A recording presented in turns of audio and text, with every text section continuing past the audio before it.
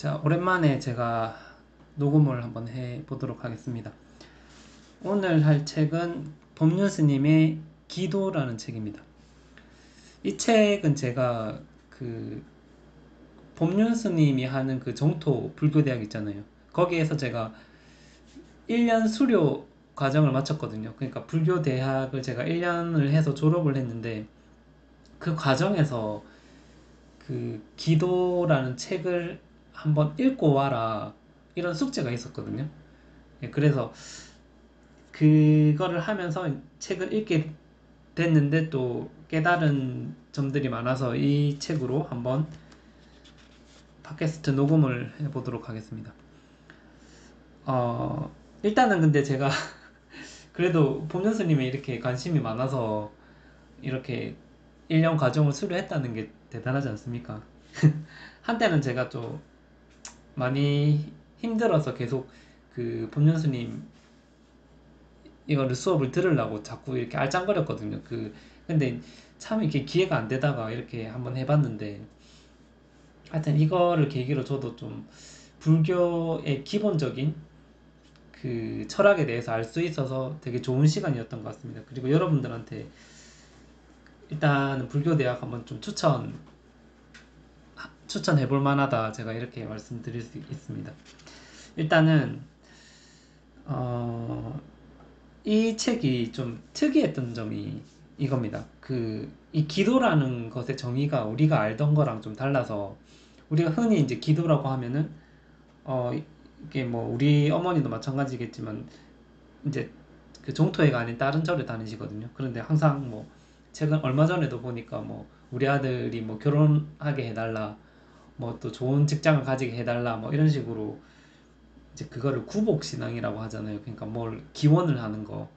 이런 식의 어떤 기도가 많고, 제가 알기로 다른 종교에서도 뭐 기독교나 이런 데서도 뭐 좀 내가 잘 되게 해달라, 좀 소원을 성취하게 해달라, 뭐 이런 식으로 기도를 많이 하는데, 법륜스님이 하는 이 기도가 되게 특이한 거예요. 이 정토에서 배우는 기도는, 그러니까 뭐 그게 이제 결과는 상관없이 그냥 이게 오로지 그냥 기도를 하면서, 다만 기도를 하면서, 이제 그 결과는 어떤 것이든 이제 감사한 마음으로 받아들이겠다. 결과는 뭐 부처님이 알아서 하시든 뭐 하나님이 알아서 하시든 알아서 하시겠지. 나는 다만 그 과정에서 기도를 하는 거예요. 그냥 감사함의 기도. 예, 그런 거를 하는 게 이게 좀 하나의 좀 특징적이잖아요. 그래서 이 책의 기도도 이제 그런 점들을 다루고 있는데, 어, 우선은 이제 이거를 하기 전에 여러 가지 좀 개념들을 많이 배워야 된단 말이에요. 저도 여기서 확실하게 좀 배운 것들이 있는데, 그 중에 하나가 그 불교에서는 이런 게 있잖아요. 고 고와 락이 반복된다. 이제 그거를 윤회라고 하는데, 그 보통 이렇게 그 고와 락이 이렇게 왔다 갔다 하고, 그렇게 그 고와 락이 왔다 갔다 하는 게 고라고 했거든요. 그러니까 이 고는 뭐냐면 이 고통을 말하는 거겠죠. 근데 그 락은 즐거움인데, 우리 인간사가 원래 이렇게 고통과 즐거움이 왔다 갔다 하는 그런 존재다.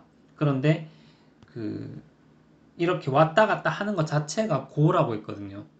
이렇게 윤회하는 것 자체가, 고와 락이 왔다 갔다 하는 거. 이제 이게 왜 그런가에 대해서 좀 개념을 좀 알았단 말이에요. 이제 그거를 한번 설명해 보겠습니다. 이 책에서 보면은 이제 사람들이 법륜 스님한테 고민 상담을 하면서 뭐 자기 와이프가 집을 나갔는데 집에 좀 돌아왔으면 좋겠다, 혹은 뭐 부모님이 너무 잔소리를 한다, 그 잔소리를 안 했으면 좋겠다, 뭐 친구가 돈을 갔다 그런데 안 갚는다, 뭐 이런 식의 많은 고민들이 나와서 그때마다 이제 법륜 스님이 이런 말을 하거든요. 네 아내가 뭐 집을 안 비우고 뭐 부모님이 잔소리를 안 하고 친구는 빌려간 돈을 갚고 이러면은 뭐 다 해결이 되냐? 만약 이것이 사실이라면은 내 인생이 어, 그 행복과 불행이 상대방이 지고 있는 게 아니냐? 그건 나의 인생이 아니다. 누군가의 말과 행동에 딸린 종속적인 삶일 뿐이다. 뭐 이런 식으로 답을 하는 장면도 나오는데 어쨌든 이게 결과적으로 중요한 거는 뭐냐면 우리가 어떤 기대를 하니까 고통이 된다. 이게 핵심이었거든요. 그러니까 뭐냐면은 뭐 친구가 내 돈을 빌려갔다. 이거를 예시로 들면은 내가 이제 돈을 빌려주고 돈을 받을 생각을 가지고 있으니까 그런 기대를 가지고 있으니까 친구가 돈을 안 주면 계속 고통인데 만약에 애초에 내가 뭐 돈을 받을 생각이 없었다 혹은 뭐 그냥 돈을 줬다 이런 마인드로 빌려줬다 이러면은 이게 사실상 고통이 안 된다 이런 거거든요. 그러니까 이런 거죠. 우리가 어떤 기대할 때 기대를 하니까 발생하는 것이 이 고통이라는 거예요. 그러니까 잔소리를 안 할 걸 기대를 했는데 하니까 그런 거고. 근데 그것도 이제 원래 뭐 할 수 있다라고 생각을 하면 진짜 아무것도 아니고 친구한테도 아까 말했다시피 돈을 그냥 준 거다라고 생각하면 처음부터 아무것도 아니었었는데. 근데 어쨌든 우리는 이런 조건부적으로 어떤 기대를 하는 거죠. 기대를 했을 때 우리가 이 고통이 되고 이런 상황 속에서는 이게 지금은 락이라도 이게 나중에는 또 고로 또 전환될 수밖에 없는 그런 시스템을 계속 살 수밖에 없다라고 얘기를 하거든요. 왜냐면은 그렇게 우리가 어떤 조건이 있는 상태에서 좋아한다. 그러면 그 조건이 충족됐을 때만 좋고 충족 안 됐을 때는 고통스럽고 이제 이런 시스템으로 돌아가는 것 자체가 지금은 락이라고 해도 그것은 곧 고로 전환될 수밖에 없기 때문에 결국에는 고라는 거예요. 그래서 고와 락이 반복된다 할 때도 그 락은 사실은 락이 아니다. 이렇게 말을 하는 거예요. 이게 좀 어려울 수도 있는데 어, 아무튼 뭐 이런 식으로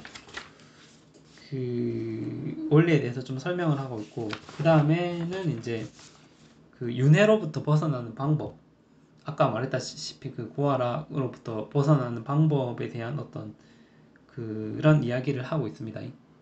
자, 우선 이렇게 이제 고아락이 반복되는 것을 윤회라고 했잖아요. 이 책에서는 또 이렇게 윤회의 사슬을 끊는 것, 이제 그것을 해탈이라고 하거든요. 그러니까 이제 해탈하는 그 방법, 윤회로부터 벗어나는 방법에 대한 그런 내용입니다. 책에서는 이런 말이 있습니다. 고락으로부터 벗어나려면 고락의 원인이 되는 욕구와 욕망으로부터 벗어나야 합니다. 바라는 바가 이루어져야 행복하다는 가치관에서 벗어나야 합니다. 이게 좀 계속 반복되는 내용이죠. 그러니까 법륜 스님은 윤회의 원인을 욕망과 욕구라고 본 것이고 이것을 먼저 내려놓아야 한다.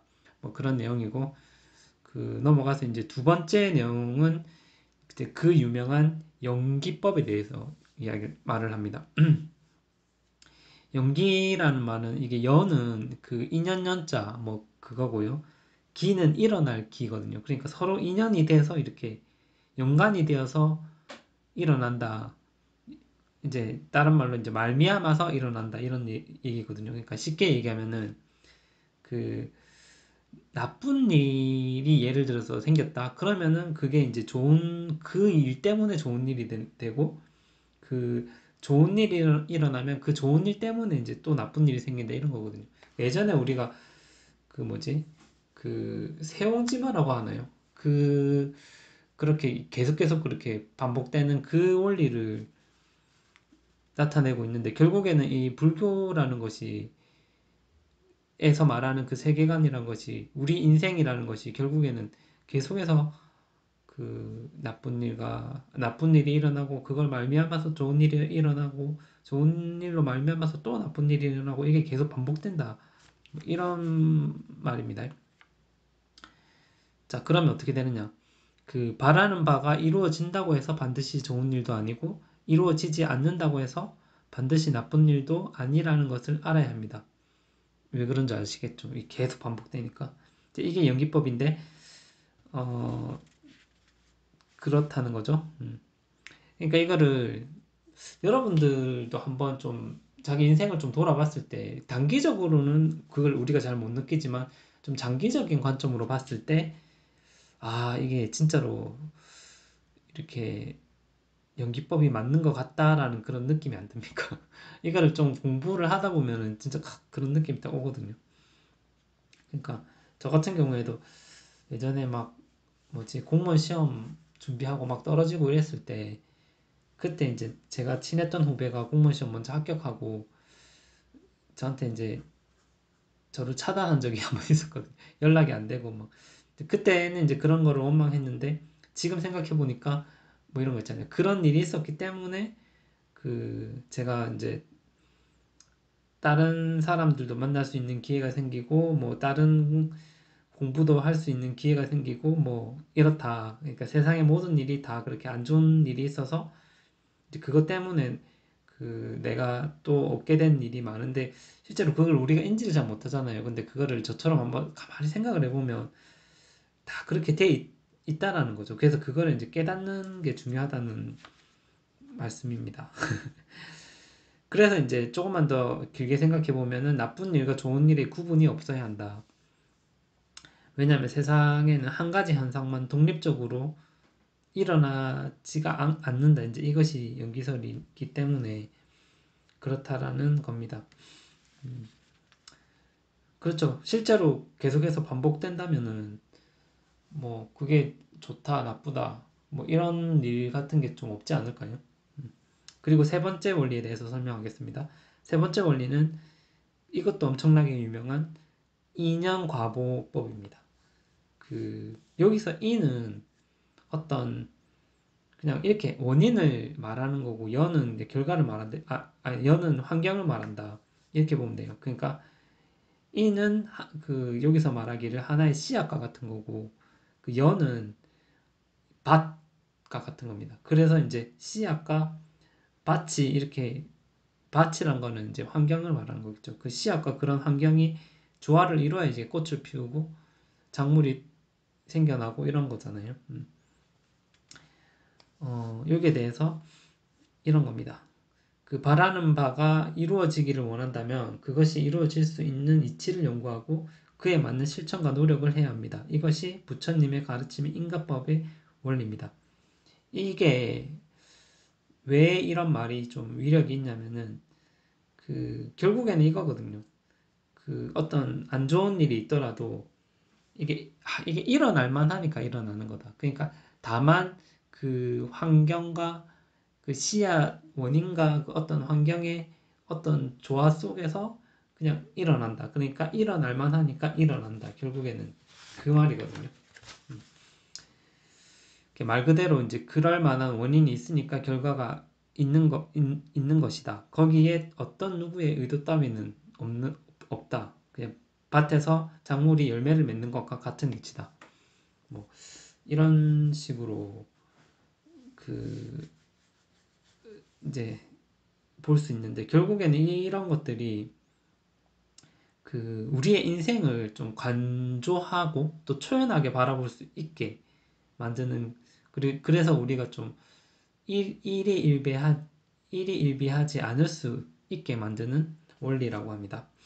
자, 그럼 이때까지 자 다시 정리를 해보면 그 우리가 윤회의 사슬을 끊는 방법에 대해서 첫 번째는 일단 욕망을 끊어야 되고 두 번째는 그 연기법, 세 번째는 인연과보로 이제 설명을 했는데 이제 연기법과 인연과보의 원리를 깨닫는 거예요. 이제 그래야지 그 윤회가 끊긴다는 건데 이런 게 아까 말했다시피 모두가 다 인생을 초연하게 살 수 있는 실마리를 주고 그런 거죠. 그 욕망을 끊는다는 거는 그냥 되게 기본적인 거고 연기법은 뭐 다시 말합니다. 어차피 좋은 일과 안 좋은 일이 서로 맞물려서 일어나기 때문에 그렇기 때문에 그 하나하나에 이렇게 초연해질 수 있는 거예요. 하나하나 그렇게 신경을 안 쓰는 거. 그 다음에 인연법은 나한테 일어나는 일이 그냥 어떤 씨앗과 환경의 작용에 인해서 일어나는 것이기 때문에 그거에 의해서 어떤 뭐 의도가 없다는 거죠. 의도가 없기 때문에 왜 화가 안 나냐 하면 우리가 뭐 어떤 사람이 나를 때렸을 때 되게 화가 나잖아요. 그런데 뭐 예를 들어서 지나가다가 나무 뿌리에 걸려서 우리가 넘어졌다 이랬을 경우에 그렇게 막 화가 안 나잖아요. 그러니까 왜냐면 그건 어떤 의도가 없었기 때문에 그냥 일어난 일이기 때문에 뭐 그렇게 볼 수도 있겠죠. 그 다음에 그 제가 이제 그 공부를 해야 되는데 예를 들어서 그 뭐 이제 회사에 마치고 나서 항상 자기 개발을 해야 되는데 열심히 해야 되는데 집에 오면 넷플릭스를 보고 드라마를 본다 뭐 이런 식으로 하면 되게 죄책감도 많이 가지고 자기 자신을 좀 책망하거나 비난하거나 이런 일들이 종종 일어나는데 하루는 제가 이렇게 생각을 했어요. 아, 왜 내가 자취방에 있으면서 공부를 안 할까? 성공해야 되는데 이제 이렇게 고민하면서 시간을 보냈는데 아 이게 그 제 방에 그 그냥 책상이 없었거든요. 그래서 제가 이게 책상이 없어서 공부를 안 하는 건 아닌가 하는 생각이 문득 들더라고요.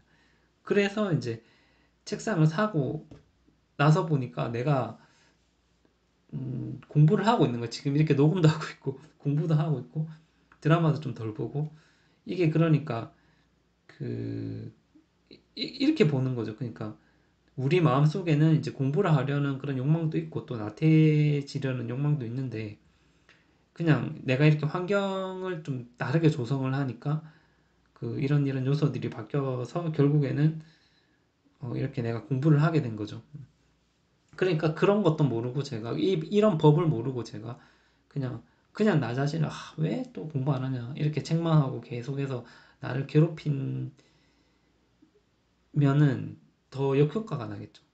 그러니까 이 법을 알면은 그냥 좀 진짜 우리 스스로가 아까 말했다시피 관조하듯이 초연하듯이 이렇게 그냥 내가 할 수 있는 것들, 환경을 바꿔주는 것들, 뭐 이런 식으로 어, 딱 할 수가 있는 거죠. 그리고 그 인과 연은 그 상황에 따라서 계속 바뀌고 그 이런 사고 방식이 습관이 들면은 이렇게 인연 과보로 생각하는 게 습관이 들면은 또 어떤 일이 일어나냐면 그냥 이건 또 하나의 예시인데 음, 내가 이제 친구하고 약속 시간 잡잖아요. 근데 계속 친구가 늦게 오면 또 내가 막 스트레스 받잖아요. 이런 것도 이게 사실은 인이라는 것이 여기서 내 행동이고 연이 이제 친구의 행동으로 볼 수가 있는데 그 내가 친구한테 이렇게 빨리 오라고 한다고 해서 친구가 빨리 오거나 이러지가 않잖아요. 결국에는. 그러니까 그냥 뭐 친구가 약속을 잘 안 지켜도 내가 그냥 빨리 가가지고 내 할 거 하고 음악 듣고 뭐 이런 식으로 하는 것도 하나의 해결 방법인데 뭐 이렇게 그 친구를 원망하지 않고 그 이게 하나의 현상으로 바라보는 거죠. 아, 친구가 저렇게 하는 것도 하나의 현상이다. 뭐 이런 식으로 바라보고 이렇게 초연하게 바라보고 어렵겠지만 이런 연습을 계속해서 하는 거 그렇게 하면 우리가 이제 윤회의 고리를 끊고 해탈할 수 있다. 이렇게 바뀔 수가 있는 것입니다. 예, 이 책에는 그리고 그 화를 다스리는 방법에 대해서 나옵니다. 이 화라는 것이 결국에는 그 자기가 이거를 다스리지 못하면은 만병의 근원이 된다라고 생각을 하거든요. 음, 이런 불교에서 이렇게 화에 대한 내용이 좀 많이 나오는데 일단 이 책의 내용을 보면 그가 나에게 화나게 한 것이 아니라 내가 그를 이해하지 못하기 때문에 화가 나는 것입니다. 상대가 내 마음을 이해해 주기만을 바라고 정작 나는 상대의 마음을 이해하려 하지 않기 때문입니다. 도대체 네가 왜 그러는지 모르겠다. 이 말은 나는 너를 이해하고 싶지 않아. 나에게는 너를 이해하려는 마음이 없어. 이 말입니다. 예, 뭐 이런 식으로 이 책에는 화가 이해의 영역이다 라고 했거든요. 우리가 그 인연과보에 대해서 제가 설명을 하지 않았습니까? 그 결국에는 그 상대방이 화를 내는 것이 다 그만한 이유가 있다라는 것입니다. 그거를 몰라서 우리가 화를 낸다는 건데 어 이게 다르게 생각해 보면 이 결국 다 그럴 만하니까 그런 일들이 일어난다, 이게 인연가 본데, 어, 우리가 어떤 기계가 고장이 나고 말썽을 일으킨다고 해서 이제 그것 때문에 우리가 뭐 엄청나게 스트레스를 받거나 뭐 우울해하거나 엄청 화를 내거나 하지 않지 않습니까? 그냥 뭐 AS를 부르거나 뭐 이거를 좀 원인을 찾거나 뭐 이런 식으로 불교도 좀 이런 합리적인 사고방식을 갖게 해주는, 그래서 화를 좀 다스릴 수 있게 해주는 그런 원리인 것 같습니다. 이게 인연각오로 봤을 때는, 왜냐하면 이게 어떤 조건에 따라서 일어나는 거기 때문에 사실상 그 기기가 고장나는 거하고 좀 비슷한 거죠. 그러니까 상대방한테 그런 식으로 화를 낼 필요가 없고, 이제 그런 어떤 우리가 인과관계나 이런 거 원인이나 조건이나 환경이나 이런 거를 찾으려고 하는 노력을 하기 싫으니까 어쩌면 좀 화를 낸다라고도 볼 수가 있겠죠. 아무튼 그렇습니다. 중요한 것은 다 일어날 만하니까 일어나는 거다. 그렇게 조건 지어져서 일어나는 거다. 이렇게만 생각하면 좀 화를 좀 더 잘 다스릴 수 있지 않을까, 이런 생각이 듭니다. 그 다음에 나오는 게 이제 기도를 방해하는 요소에 대해서 나오는데, 이 불교에서는 이거를 마장이 끼었다, 이렇게 또 설명을 하거든요. 이게 이 마장이라는 것이 원래 우리 안에서 일어나는 어리석은 생각을 마장이라고 하는데, 예시를 들어보겠습니다. 책에서 술은 좋은 것도 아니고 나쁜 것도 아닙니다. 이것을 공이라고 합니다. 이것이 바로 제법 실상 모든 존재의 참다운 모습이다. 이렇게 얘기하거든요. 그러니까 우리가 흔히 생각할 때 술은 되게 나쁜 거고 안 좋은 거다, 이렇게 생각하는 이 고정관념이 바로 상이라고 합니다. 사람들은 상에 집착한다고 하고, 이것이 바로 옳고 그름이 있다, 좋고 나쁜 것이 있다 라고 착각하는 것이라고 하고, 이것이 바로 마장이라고 합니다. 이거를 좀 다른 예를 한 개 들어보면은, 우리는 뱀을 보고 되게 무섭다 혹은 뭐 사악하다, 여러 가지 상이겠죠. 이것도 아까 말하는 거대로 하여튼 그런 식으로 고정관념을 가지고 생각을 한데, 생각해보면 뱀이라는 거는 그냥 하나의 생물이고, 뭐 그냥 어떤 생물일 뿐입니다. 그러니까 그거에 의해서 뭐 이게 되게 어떤 의미 부여를 한다는 것 자체가 하나의 상이라는 거고, 결국에는 뱀은 무섭거나 두렵거나 이런 존재가 아니다. 술은 나쁘거나 이런 존재가 아니다. 그냥 술은 어떤 액체일 뿐이다. 이런 본질을 깨닫는 게 공입니다. 공. 불교에서 말하는 공. 그러니까 좋은 것도 아니고 나쁜 것도 아니다. 그냥 있는 그대로, 있는 그대로의 모습을 인지하는 것. 바로 그것입니다. 자, 책의 내용입니다. 본래 옳고 그름이 없고 서로 다를 뿐인데 내가 옳고 그름이 있다고 착각하는 것을 참여하는 것입니다.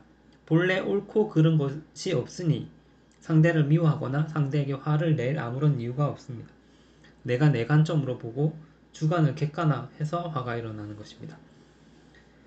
자, 공을 깨달으면 상대방을 미워할 수 없다라는 논리가 되는 겁니다. 그 다음에 나오는 것이 이게 우리 인간이 이렇게 상에 집착하는 게 습관이라고 이야기를 하고 있거든요.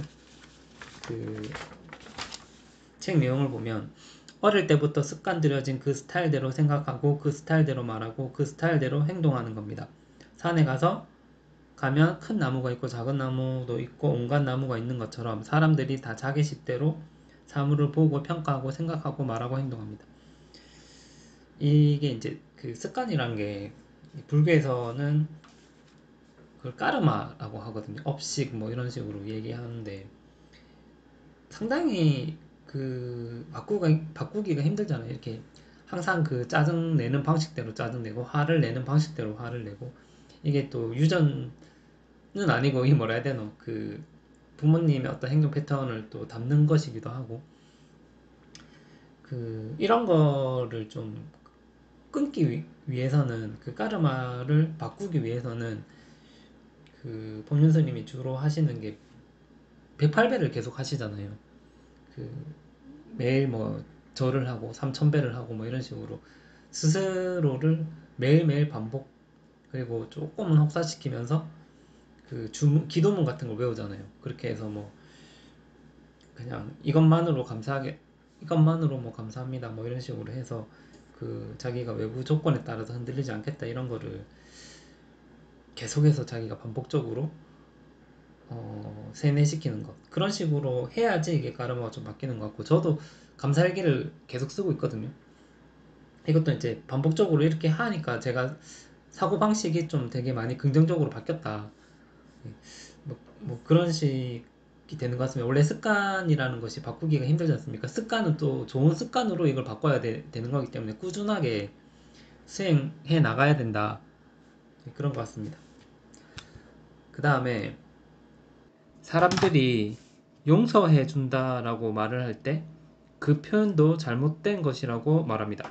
책에서 보면은 기도를 할 때 이치를 깨쳐서 참여하는 것이기에 뭐 잘못했다라거나 용서해 줄게 이런 얘기가 아닙니다. 용서해 준다는 말은 내 말이 옳다는 말입니다. 본래 옳고 그름이 없으므로 용서할 것도 없습니다. 자, 이렇게 용서할 것이 없는 그런 상태까지 이르는 것이 법륜 스님이 말하는 기도의 목표라고 할 수 있습니다. 예, 그러면은 기도를 어떻게 해야 할까? 이 방법에 대해서 여러 이야기가 나오는데 좀 구체적인 내용을 확인을 하려면 진짜 책을 읽으시는 편이 좋고, 일단은 기도를 할 때는 기도를 우선순위에 둬야 한다고 합니다. 이게 좀 저는 잘 안 되지만 책 내용을 보면 어떤 일보다도 기도를 우선순위에 두는 것입니다. 기도를 새벽 5시에 하기로 했다면 천하에 어떤 일이 생겨도 그 시간에는 기도를 해야 합니다. 기도문을 지켜야 합니다. 5시에 일어나가지고 거기에 정해진 대로 기도문을 읽고 뭐 이렇게 하면 대략 한 10분에서 20분 정도 매일 그렇게 시간을 소비를 하던데, 저는 매일 그렇게 하기는 좀 힘들더라고요. 여러분들 한번 도전해 보시기를 그래도 바랍니다. 어쨌든 또 기도할 때는 또 이렇게 해야 된다고 하는데, 책 내용을 보면 남에게 이해받기보다는 남을 이해해주고 이렇게 늘 내가 뭔가 세상에 보탬이 되는 사람이 되어야겠다, 그렇게 마음을 내서 살아보세요. 그러면 아무 문제 없이 무슨 일이든지 다 잘 됩니다. 좀 더 적극적이고 더 이해해주는 그런 사람이 되라고 하는 겁니다. 그리고 책 내용에서 그래서 부처님께서 말씀하시되 억울함을 당하는 것으로 수행하는 문을 삼으라 하셨느니라는 말이 있습니다. 억울함을 당하는 것을 기회로 삼고 이거를 수행의 기준으로 삼으라는 그런 말인데요. 이게 억울하다는 게 사실은 좀 우리가 어떤 부당함을 느낄 때 그런 감정이 들고, 손해를 볼 때 우리가 좀 그런 마음이 들지 않습니까? 근데 우리는 대부분 손해를 안 보려고 하고 그렇게 억울한 일이 없기를 바라죠. 하지만 살다 보면은 우리가 좀 그런 일을 겪는 일이 많잖아요. 그럴 때마다 이렇게 흥분해서 따지지 말고 그래 내가 조금 더 손해보지 뭐 이런 마음으로 이런 그 정도 경지가 되게끔 수행을 하라는 겁니다. 저 같은 경우에는 이제 불교를 공부하고 나서 좀 수행을 할 때 그 기준으로 삼는 게 뭐냐면, 사람을 미워하지 않는 거예요. 사람을 미워한다는 거는 그것도 불교에서 말하는 어떤 마상이 이렇게 씌인 거거든요. 그러니까 실제 그 사람은 정말 착한 사람도 나쁜 사람도 아니고 옳고 그름도 없다고 하지 않았습니까? 그런 사람인데 내가 자꾸 어떤 이미지를 더 씌워가지고 아, 저 사람은 진짜 못된 사람이다. 뭐 이런 식으로 생각하는 경향이 많잖아요. 그래서 저는 어떤 이렇게 미움이 생기려고 하는 사람이 있어요. 지금 뭐 여러 뭐 사회생활 하면서도 그런 사람이 있을 수 있는데 그런 사람을 보면서 저는 계속해서 제 자신한테 이거를 미워하지 않는 것을 기준으로 삼아야 되겠다. 수행의 기준으로 삼아야 되겠다 하면서 이렇게 자꾸 제 자신을 단속을 하고 있단 말이에요. 아무튼 근데 그런 어떤 고정관념, 상 이런 게 되게 무섭다라는 걸 느낍니다. 왜냐하면 그 제가 최근에도 어떤 음식점에 갔는데 그 종업원이 저한테 되게 불친절했던 경험이 있었거든요. 그럴 때 옛날에는 아 당연히 내가 이거는 강력하게 어필해야 된다, 화를 내야 된다라고 생각을 했는데 어느 순간부터는 그냥 아 꼭 그렇게 할 필요가 없겠다 이런 생각이 들었거든요. 그 법륜스님도 가끔 그런 말을 해요. 이게 그 길을 이게 법륜스님이 한 말인지 이 불교 책에 있는 말인지 모르겠는데 길을 지나가다가 누가 갑자기 이렇게 나를 때려도 그 사람한테 대응해서 이렇게 맞서지 말라라고 하거든요. 그러니까 그 정도로 그 당연히 우리가 이렇게 행동을 해야 된다. 당연히 화를 내야 된다. 이런 게 없다라는 겁니다. 그거를 제가 한번 좀 생각을 많이 했었던 그런 기억이 있고 지금도 계속해서 좀 제 자신을 많이 그걸 기준으로 어, 많이 수행을 하고 있습니다. 그래서 이 기도라는 것이 자기 자신을 잘 다스리는 또는 상에 집착하지 않도록 하는 그런 기도, 예, 그런 기도가 됐으면 좋겠습니다. 아무튼 좀 약간은 추상적인 이야기가 있었는지 모르겠는데 제가 느꼈던 불교는 이런 것이었습니다. 예, 어쨌든 법륜 스님의 책을 잘 읽었고 다음에 제가 금강경 그 금강 반야바람 밀경인가 이름이 그건데 하여튼 금강경이에요. 그거를 법륜 스님이 해석한 그 금강경이 있단 말이에요. 그거를 제가 한번 책을 샀어요. 책을 샀는데 읽고 거기에 대해서 좀 한번 해석을 하는 시간을 가졌으면 좋겠습니다. 아무튼 수고하셨습니다.